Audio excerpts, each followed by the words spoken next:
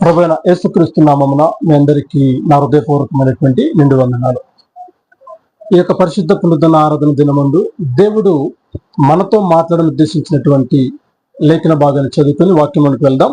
చూడండి, సామెతల పుస్తకము 23వ అధ్యాయము 15వ వచనంలో, నా కుమారుడా, నీ హృదయమునకు జ్ఞానము లభించిన ఎడల నా హృదయము కూడా సంతోషించును.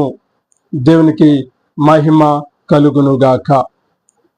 చూడండి, దేవుడు అంటున్నాడు, నా కుమారుడా, నీ హృదయమునకు జ్ఞానము లభించిన ఎడల నా హృదయం కూడా సంతోషించును అంటున్నాడు. ఏంటి ఇక్కడ హృదయమునకు జ్ఞానము లభించడము అంటే?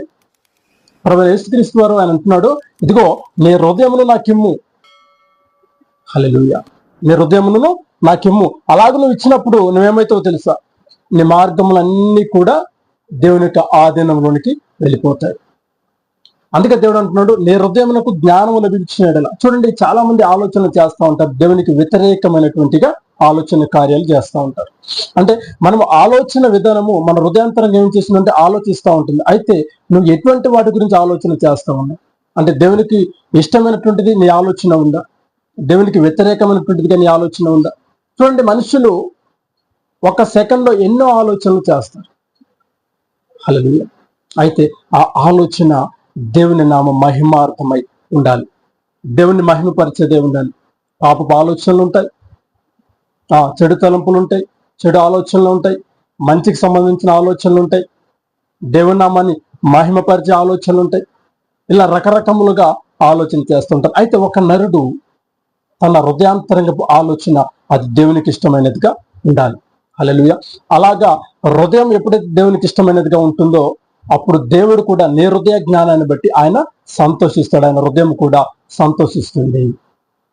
హల్లెలూయా. అంటే నీవు దేవుని మాటకు లోబడే వ్యక్తిగా ఉండాలి. నీ హృదయం దేవునితో సహవాసం చేసేట్టుగా ఉండాలి.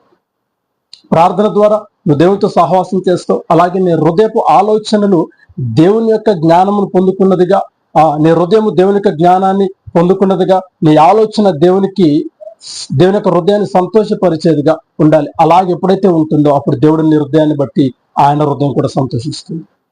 ఇలా మనం చూసుకుంటూ పోతే ఎవరైతే దేవుని మాటకు లోబడతారో వారు దేవునికి ఇష్టలుగా ఉంటారు.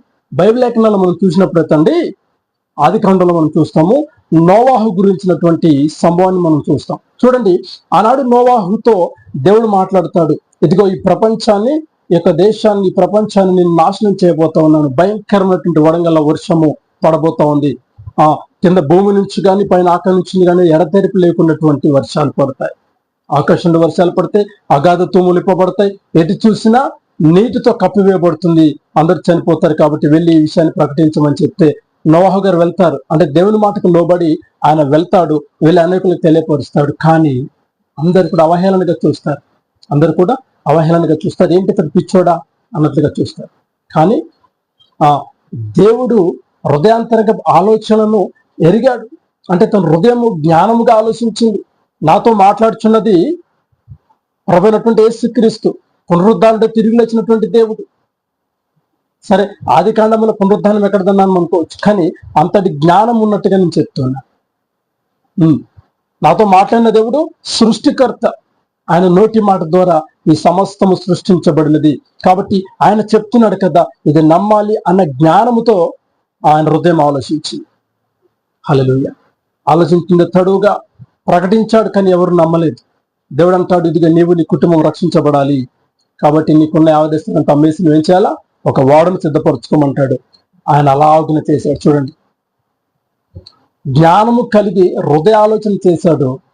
దేవునికి వ్యతిరేకమైనటువంటి కార్యం చేయకుండా దేవుడు ఏదైతే చెప్పాడో జ్ఞానం కలిగి దాన్ని చేశాడు.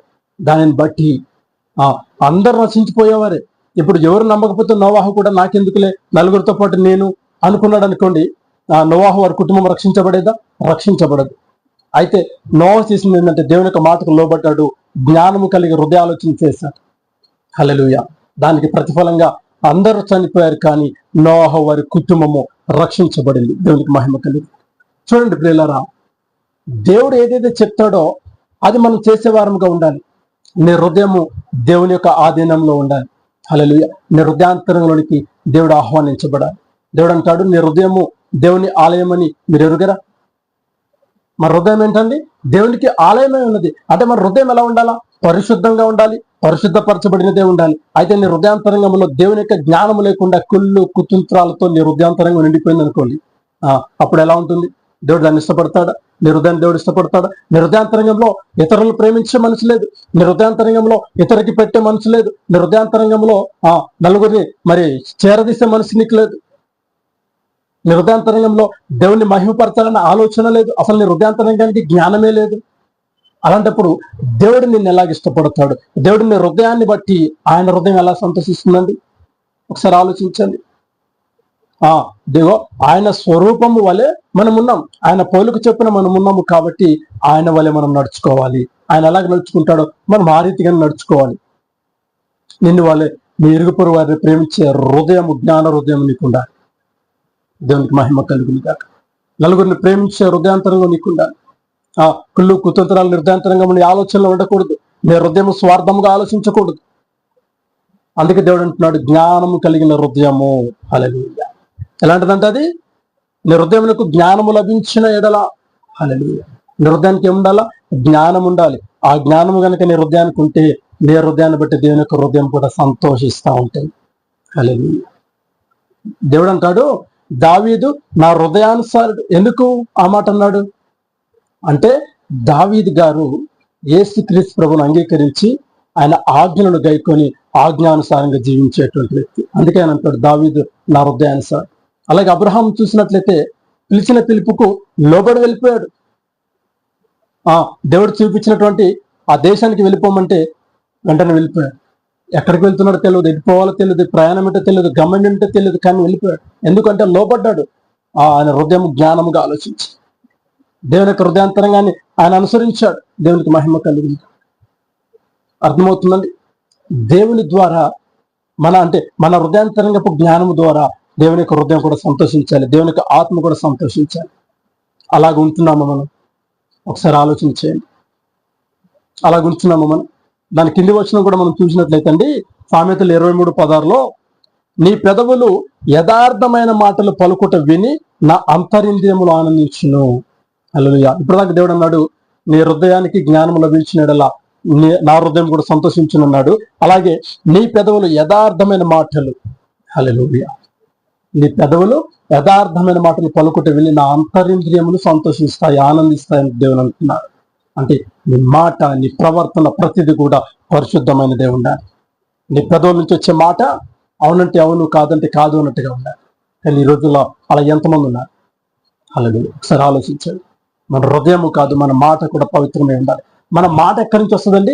మన హృదయాంతరంగం నుంచే వస్తుంది.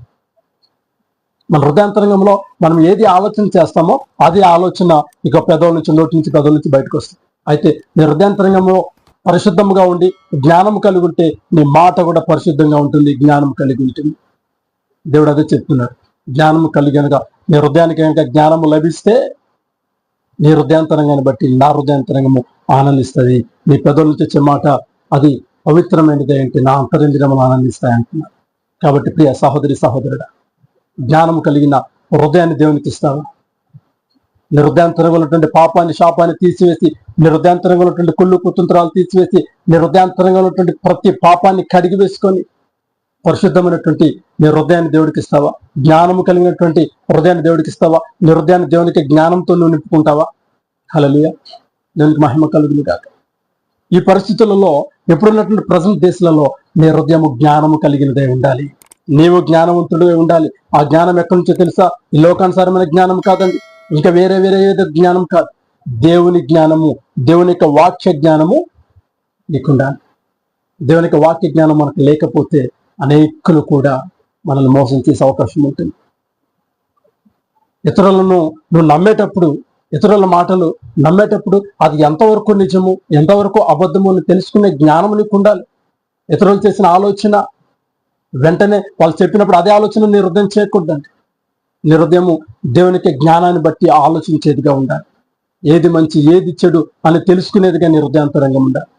కాబట్టి ఒకసారి ఆలోచించేయండి. దేవుడు చెప్పిన రీతిగా నీ హృదయానికి జ్ఞానము లభిస్తే నీ హృదయాంతరంగంతో పాటు దేవుని యొక్క హృదయాంతరంగం కూడా ఆనందిస్తుంది, సంతోషిస్తుంది. నీ పెదవుల నుంచి వచ్చే మాట పరిశుద్ధమైనదైతే, అది మంచిదైతే దేవునికి అంతరింద్రియములు ఆనందిస్తాయి. మరి దేవుణ్ణి ఆనందింపచేసే వ్యక్తిగా నువ్వు ఉంటావా? అలా ఉన్నట్లయితే కళ్ళు మూసుకో, చిన్న ప్రార్థన చేద్దాం. మహోన్నతుడానికి వందనాలు తండ్రి, సర్వయుగములలో సజీవుడానికి స్తోత్రాలు. దినమునైనా మీరు మాతో మాట్లాడిన మాటను బట్టి ప్రత్యేకమైన వందనాలు. అయా మా హృదయాంతరంగపు అయా మా హృదయము నాయన మీ యొక్క జ్ఞానంతో నింపబడినదిగా, అయా మా జ్ఞాన హృదయం చేత నా తండ్రి మీ హృదయం కూడా మాతో ఆనందించేటట్టుగా నాయన మా హృదయాంతరంగాన్ని మార్చండి. మా మాటలు మార్చండి. మా హృదయాంతరంగాన్ని మా పెదవులను ఉన్న తండ్రి, మా పెదవుల నుంచి వచ్చే ప్రతి మాటను కూడా మీరు పరిశుద్ధపరచండి దేవ. అయా ఈ మాటల ద్వారా ప్రతి బిడ్డ కూడా నేను మార్చబడాలి. వారి యొక్క హృదయాంతరంగా తండ్రి మీ యొక్క వాక్య జ్ఞానం చేత నింపుకోవాలి తండ్రి. అలాగే మీరు కృప చూపించి సహాయం చేయమని, ఈ మాటల ద్వారా బిడ్డలను బలపరచమని యేసు నామమున ప్రార్థన చేయుచున్నాను తండ్రి. ఆమేన్, ఆమేన్, ఆమేన్. దేవాది దేవునికి మహిమ కలుగును గాక. God bless you all. నందు ప్రియులకు నా యొక్క హృదయపూర్వకమైనటువంటి నిండు వందనాలు. ఈ వీడియో చూస్తున్న ప్రతి ఒక్కరూ కూడా ఈ యొక్క ఛానల్ను లైక్ చేయండి, అలాగే ప్రతి ఒక్కరికి షేర్ చేయండి. తర్వాత ఈ ఛానల్ను తప్పకుండా సబ్స్క్రైబ్ చేసుకోండి. దేవుడు మీకు తోడై ఉండును గాక. God bless you all.